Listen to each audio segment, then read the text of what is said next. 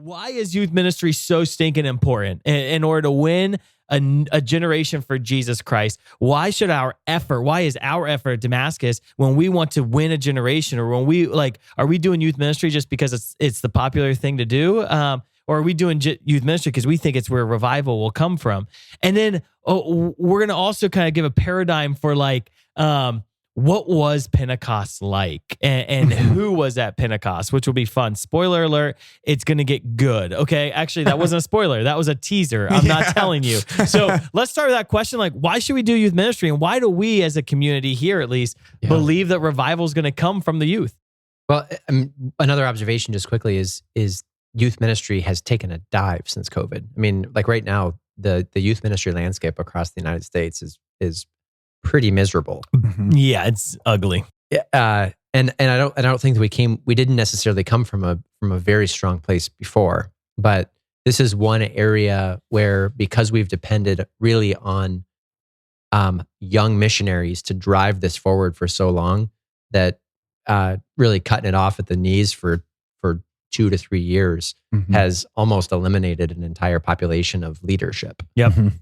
So we've got some work to do to reclaim it. Yeah, I love that. Yeah, well, I think on just a natural level, when are you most open to learning new things? Yeah. When you don't know anything, right? Yeah. And when you're growing up, when you're young, there's a reality that you haven't had your mind set on anything. And if the world is going to be presenting those young people with things that they might be able to believe, then we as Christians should be telling these young people what they might be able to believe too. It's your most formable time. And I think that so often we can do the exact opposite in the church. We can be like, well, we're going to play the long game and we'll get them before they die. It's ask any sports team what happens if you get blown out in the first quarter. It is a long road to hoe if you're going to try to get all the way back by the end of the game. And people will always say it's how you finish. Well, I've constantly been looking at this. It was actually funny. I took an economics of sports class in college. They would say it's how you economics of sports. Economics of sports. It's crazy, but I don't want to get into all of it. But numbers would suggest it's how you start and how you finish. It's how you start and how you finish. That you can't get so far behind that you can't catch up, or else you're out of it the rest of the game. And if you don't finish there, then all of the things you did before are for naught. Right. And so I think that we have to begin seeing that the way we live those middle years are very much determined by how we're formed now. Well, and I think, working with young people sometimes is hard. Working with young people sometimes results in rejection. Working with young people sometimes means it's not as fruitful as I wanted it to be. And so I think the church has often just, because they don't know what the right solution is, they look to something else, right? I can't figure out how to win this crowd over. Let me focus over here. And that's across the board, middle school, high school, young adults. The need to reach this young demographic is massive. And I when I'm trying to make a point, I always like to reference Hitler. That's not great, but we'll see where it goes from here. But I mean, that is the first time that's ever been said on the show. Definitely, probably the last time too. Well, Hitler's methodology was, oh my gosh, to win the youth, right? Right. I get so much of the effort of Nazism was around what they would call Hitler Youth, and they knew that if they won the youth, they would win the nation, right? And why? Because the youth become the mindset of the future. And what do we see liberalism attacking, or where do we see their demographic right now? They want to the mindset of the, if you will, the far left they're not going after the old ladies, right? Where are they going? They're going after the schools, to the extent where right now in the news, what you're seeing all over the place is kindergarteners, right? That the movement knows that if we win the kindergartners, if we win the middle schoolers, if we win the high schoolers, that where has the liberal agenda initially attacked? College campuses, right? It was the minds. Why? Because as you said, Brad, they're asking questions and they're docile to formation. And so they haven't come up with conclusions yet. Well, you have to have a worldview. You're not going to get out of your youth and young adult stage without a worldview.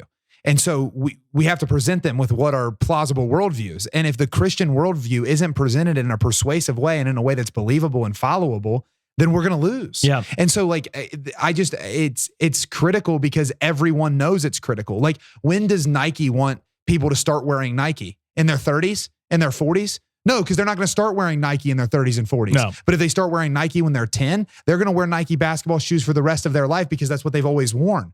Like, consumerism knows this. Yep. Right? Like politics knows this.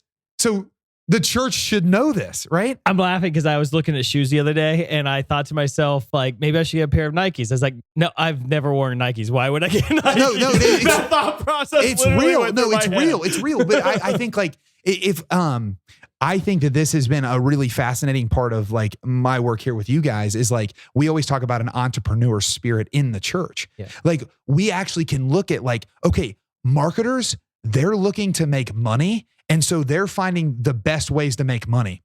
We're trying to win souls, and we can look at the marketers and they're saying the best way to make money is to keep these young people buying our products their whole life.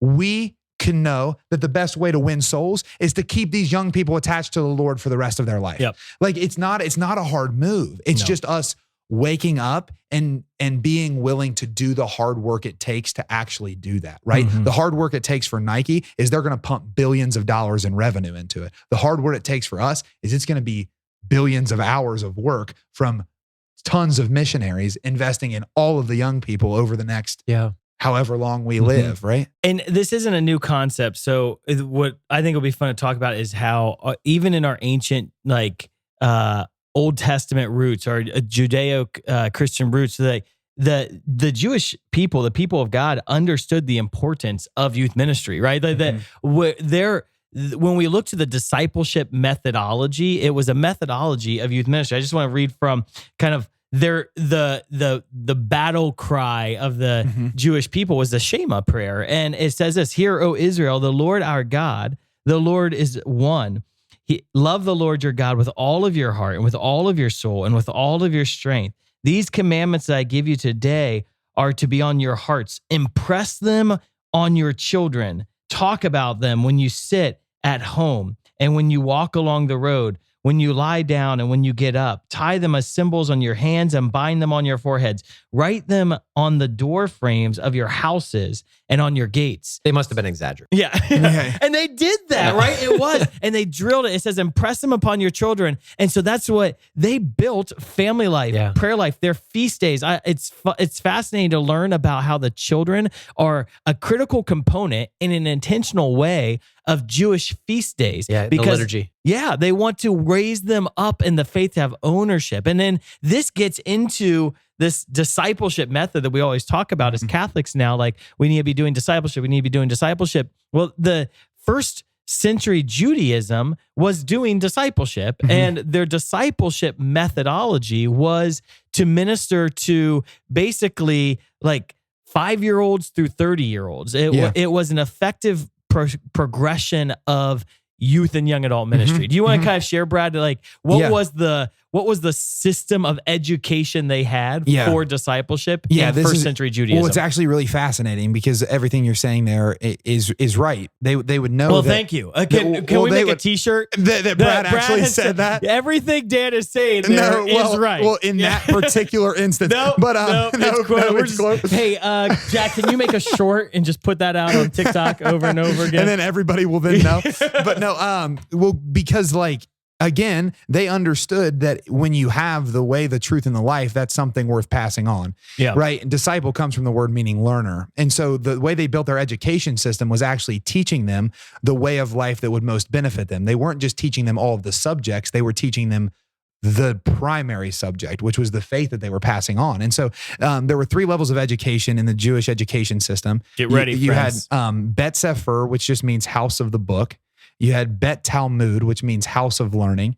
And then you had Bet Midrash, which means house of study. And ultimately, the way that it would work is every 5 to 10-year-old boy would enter Bet Sefer, or house of the book, and they would begin learning the Pentateuch, the first 5 books of the Bible. And they would begin just memorizing it, right? That's what they would do from the age of 5 or 6 until the age of 10. Once they got of age, which was around the age of 10, they would then be tested in some way on how well they understood the first 5 books of the Bible.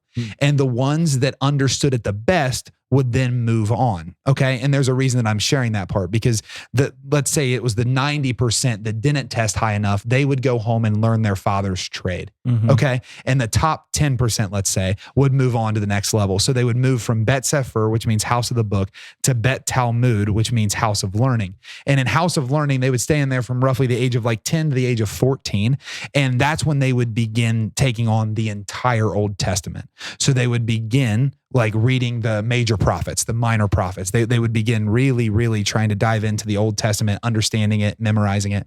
And from the age of 10 to 14, as they did that, the same type of progression would happen when they would come of age, which was around the age of 14. They would test them again. And again, let's say that the bottom 90% or so would go home and learn their father's trade. That was the amount of education they would have. The top 10%, let's say, would then move on to the third level of education, which was Bet Midrash. This was house of learning.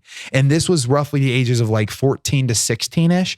And that is when you would be like ironing out that you were like maximizing what you could understand about the Old Testament. You didn't just have the whole Old Testament memorized at this point. You understood the implications, where it could be drawn from one prophet to the next, like all of these things. And then what would happen is the top portion of that cohort would go and find... It's a pretty small cohort at this point. Oh, yeah, right. Would go and find a rabbi, which just means teacher. And the rabbis would be masters of the faith. And what they would go to the rabbi and say is like, can I follow you? May I follow you? And that's when the rabbi would respond with all of these questions, making sure that this particular disciple would be worthy of discipleship. And it was only if they checked all of the boxes that the rabbi would look at the disciple and say, come follow me. Now, again, I'll leave it there because I know you guys can add more context to the kind of latter half of that and what happens after. But what's really important here is look at who Jesus goes and calls. He goes and calls fishermen who are fishing with their dads. Yep. Those are men that didn't make the cut. They went home and learned their father's trade. But not only that, look at Jesus, who's called rabbi, who made his way through all of these and yet still went home and learned his father's trade. There's a story of meekness in it. There's a story of humility in it. And it matters, and it gives us context because it shows us that Jesus also knows, as we should as church, that it matters what you do in your youth. It matters what you do with the young. It matters what you do with those who make the cut and don't make the cut. We have to get this into the young generation. So that would be like, I guess, the 5 minute. Well, and